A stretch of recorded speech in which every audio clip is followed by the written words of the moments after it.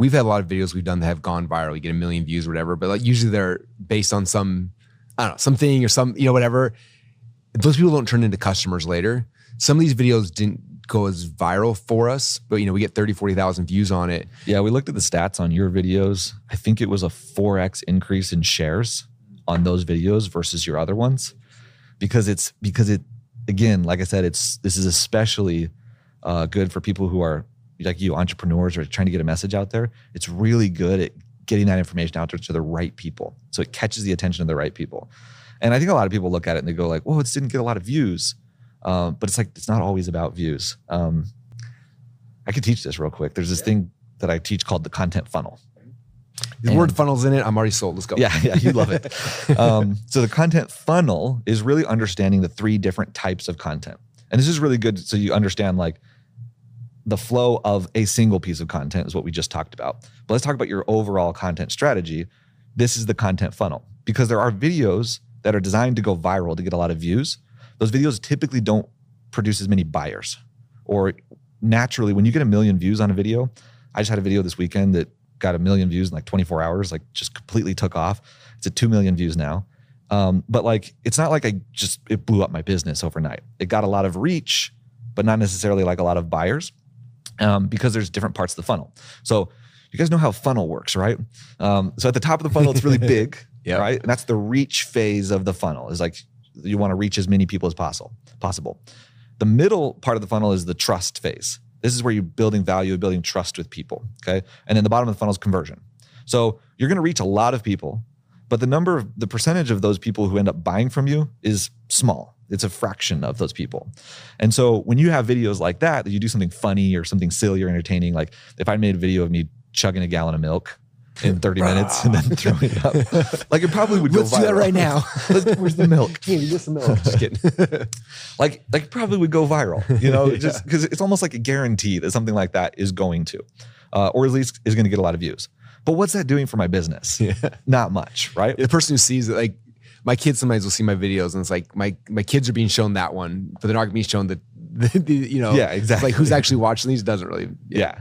So the video that I had go viral this weekend, like it wasn't super related to what I do. It was I designed it to be more of a reach style piece of content that's just designed to get a ton of views and get a bunch of people noticing you.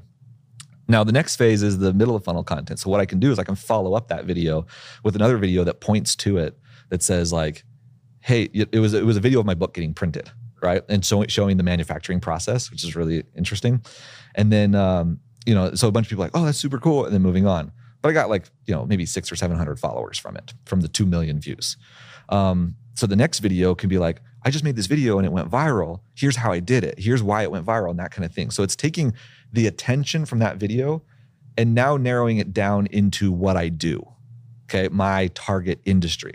So reach style content is designed to speak to everyone. It's not like super hyper-focused on what you do. It's designed to like be entertaining or valuable to everyone. That's what allows it to go viral, to get a lot of reach. But to really make it work for you, you want to take all that attention and narrow it down into your industry.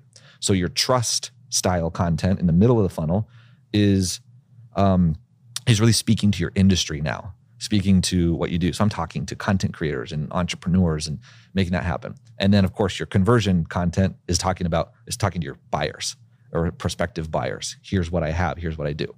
So that video, as an example, it was a video of, imagine like the manufacturing line of the book going through it, this machine that prints 20,000 books a day. So it's just flying through. It's really cool. The hook that I put on it was how books are printed, right? Broad appeal. Anybody could be interested in that. Anybody like the how it's made style video, right? Where people are just like, oh, that's cool. And they get to see the process. So that hook was really important in making that happen. Now, I could have taken the exact same video, imagine the exact same video, and I put a hook on it that says, here's how to grow your brand with a book. Okay? Very different. Same video, different hook. That's not going to go as viral. It's not going to get as many views, but it's going to speak more to my target audience. And then imagine the same video again, but it says, my book is getting printed. Here's where to get one, right? Promotion. That's heavy conversion style. Same video, different hooks, totally different audiences. And so as a content creator, you want to have a mix of all three types of content. You want to have the funny, entertaining, sometimes not funny. Some people are just not funny. That's fine. But it can be like tips and tricks. It can be things that are just meant to just appeal to a lot of people and go viral. And then you have the stuff that's middle of funnel, more valuable, more teaching people, that builds a lot of trust with your audience and they get to know you and they get to understand what you do. And then you want to have conversion content, which is occasionally like, hey, go get this thing or go buy my product or whatever. Now, the cool thing is, if you follow the formula in this book, the framework we talked about, you can actually do all three in one video. And that's where we found the most success with these is you start with a hook that speaks to a broad audience. You narrow their attention into value that is related to your industry. And then at the end, you give them a call to action to go get something for free or to go buy a product. And what it does is it casts a wide net. You bring a lot of people, you bring them down in the middle of the funnel where you kind of filter out all the people that are not interested.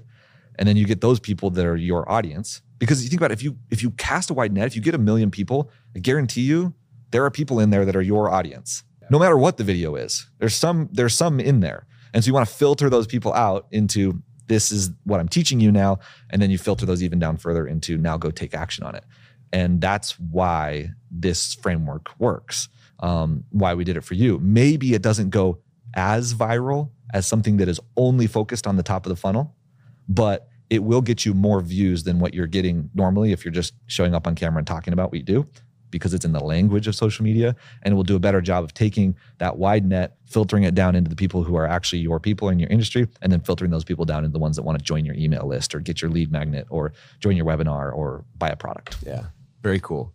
Okay, I want to talk about this from two different standpoints. The second one is like for people who are already paying for ads and transitioning, but first I want to talk about more the beginners. A lot of people are on here.